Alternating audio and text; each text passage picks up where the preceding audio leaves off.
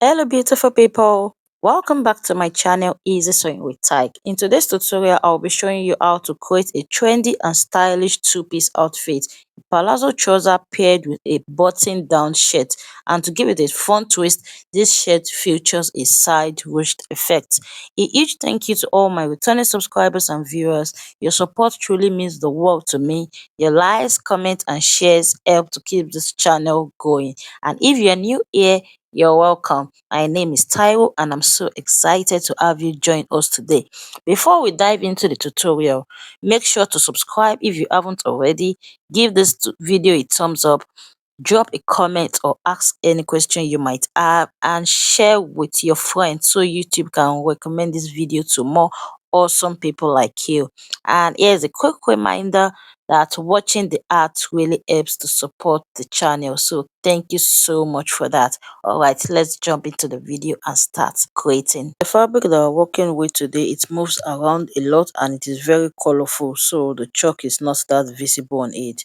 That is why I'll be drafting out on the pattern paper, but I'll be treating this pattern paper like my fabric, so all allowance needed, everything will be added on this pattern paper. Starting from that blue marked line, what I have there is the length of the trouser and the width of this paper. By now your fabric should be on fold, so to know how much you're going to fold your fabric by, that is the width, you just want to divide your thigh measurement into two and then you add 3 inches. That would be enough. Now from that start point, which doubles at the waistline, go ahead and impute your hip line. This is an high waist trouser and the hip line that I'm working with is 9.5. I'll go ahead and roll that across. Also, before we proceed, I just want to point out, make sure that you mark out 1 inch at the side. That way you can see where I'm indicating with this arrow. Yes, you want to go ahead and mark out the 1 inch. It is for the allowance, all right, especially if you are drafting this directly on your fabric.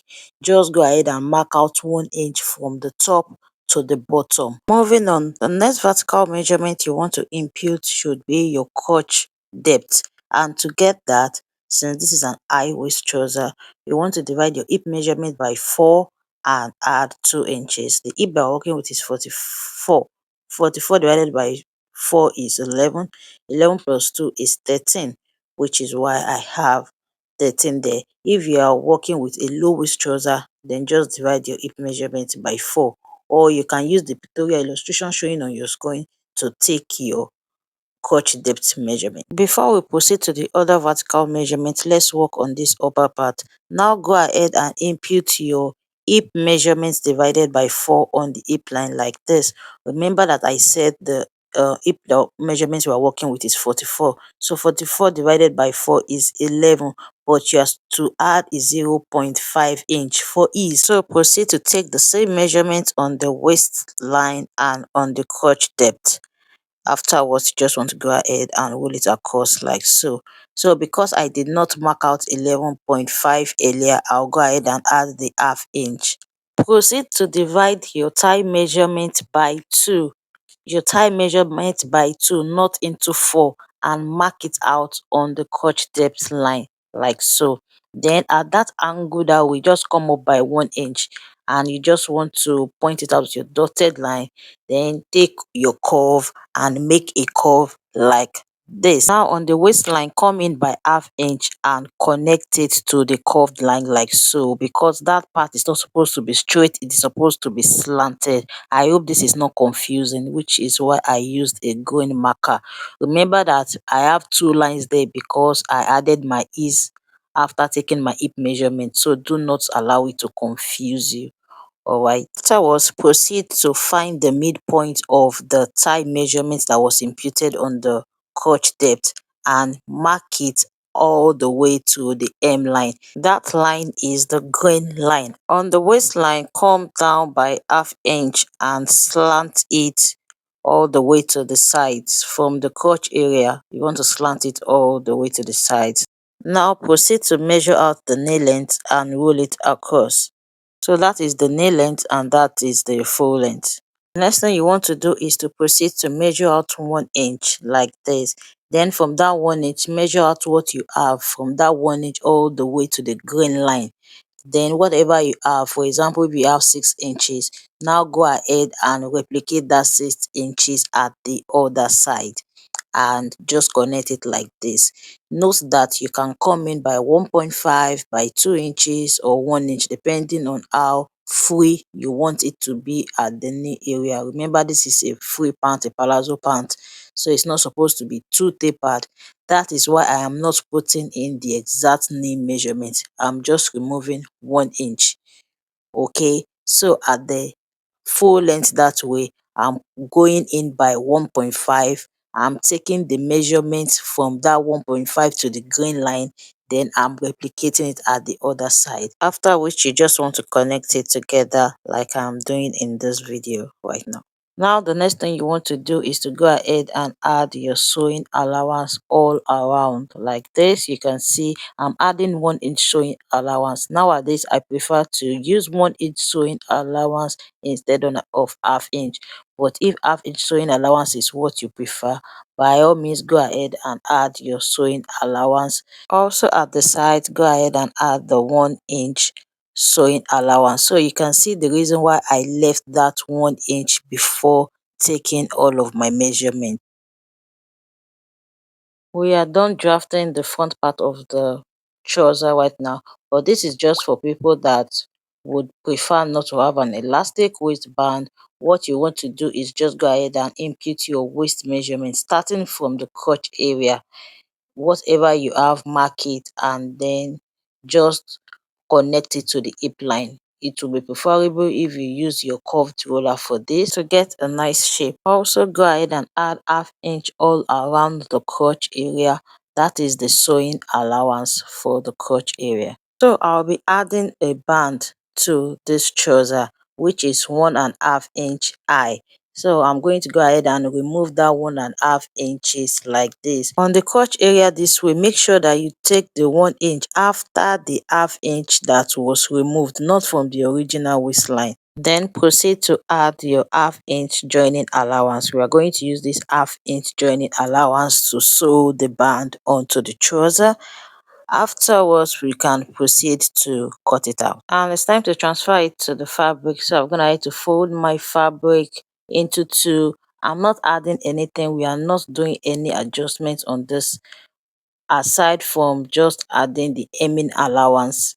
So I'm just going to go ahead and cut it out. And this is what we have. The front part of the trouser is ready. It's time to use this pattern to cut out the back. So for the back pattern, I'm gonna have to fold a fabric into two. We are just going to be doing a few alterations to this front pattern to cut out the back. All right, so the back of a trouser is usually bigger than the front, and then it is usually longer at the crotch area. So let's go ahead and make those alterations.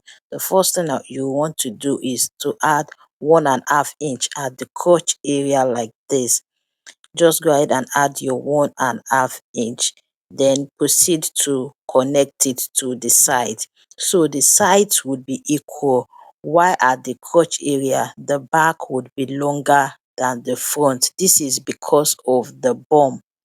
Alright, afterwards you want to go ahead and extend the crotch depth line like this and mark out the crotch extension. The formula to get your crotch extension will be showing on your screen. So what I have there is my exact crotch extension. Then on the hip line, I'll go ahead and add 2 inches and just connect it like this to draw out the back crotch curve. And finally, just go ahead and add 1 inch to the inseam this way, because we have already added a reasonable amount of sewing allowance. All right, so you don't have to add 2 inches to this. Just go ahead and add 1 inch, and from the knee area to the full length, then from that knee area you just want to connect it to the crotch extension like this. You'll get to see it better when I cut it out. And that is it. At this point you can proceed to cut out what you have. The back pattern is ready. The other side, the out seam is the same. Okay, And this is the pocket. I have two of it. The dimension would be showing on your screen. And also this is the band. So I'll advise that you join your trouser before you cut out the band. But I just decided to cut mine. I'm sure at the end of the day this would be in excess. The height that I have there is 4 inches. When I fold it, I have 2 inches. Remember that my band height is 1.5. So the remaining half inch, I'll be using it to sew it to the trouser.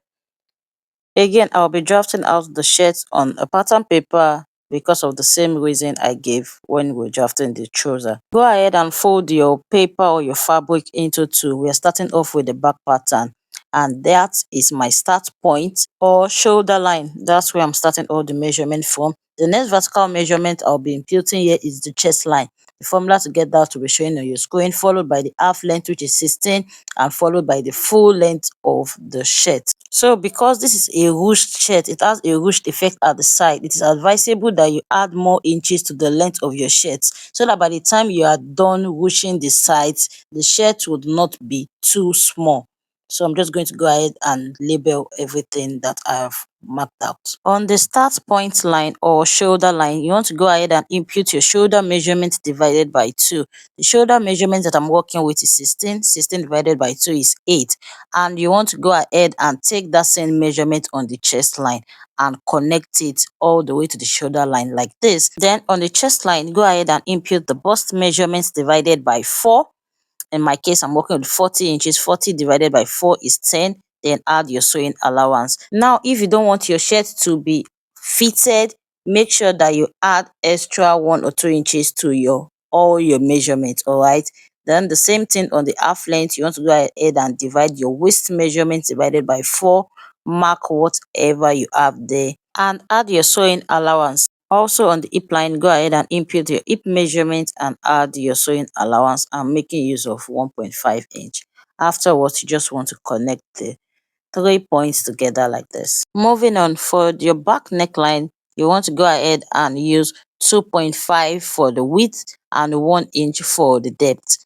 Then just connect it together like this. Then for the shoulder slope, come down by 1 inch and connect it all the way to the neckline. And for the back armhole curve, just divide what you have left there. In my case, it's 8 inches. I will divide it into 2. Then I will just connect the 3 points together using my armhole curve. Now we are done drafting out the back, but before I transfer this to my pattern, I want to go ahead and draft out the front armhole and the front neckline because I'll be using this same pattern to cut out the front, all right? I don't want to have to use different patterns. And to draft out the front armhole, come up by 2 inches, then on that 2 inches line, come in by ½ inch and connect the new 3 points together using the armhole curve. Moving on to the front neckline, the front neckline dimension is 2.5 by 2.5. So the width is 2.5 and the depth is 2.5. So I just went ahead to add ½ inch joining allowance to the shoulder line.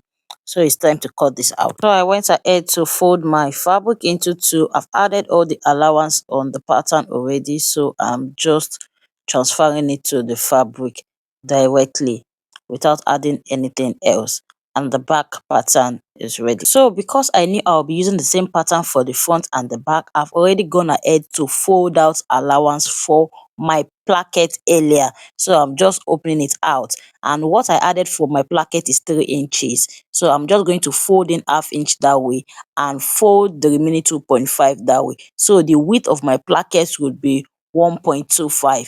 Now, the allowance you're adding for this placket depends on how wide you want your placket to be. So you can add between 2 to 3 inches. But for this particular shirt, I'm making use of 3 inches. So I just went ahead to extend the neck line that way, and I'll go ahead and cut it out, and I'll also be cutting out the front armhole. And it's time to transfer the front pattern onto the fabric. So the only difference between the front and the back is the placket allowance, the front neckline, and the armhole. Those are the only 3 difference. All right, so I'm just going to go ahead and cut this out on the fabric. Also, the center back would be on fold, while the center front would be slashed open. All right, as you know that shirt is usually opened from the front.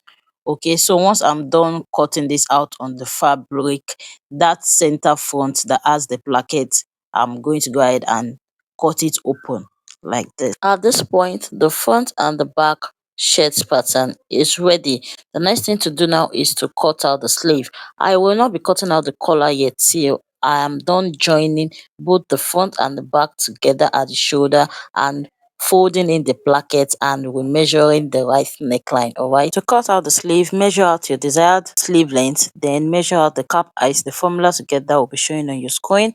On the cap height line, you want to put in your biceps measurement divided by 2, and you want to put your biceps measurement divided by 2 minus 1 at the lower part and slant it that way.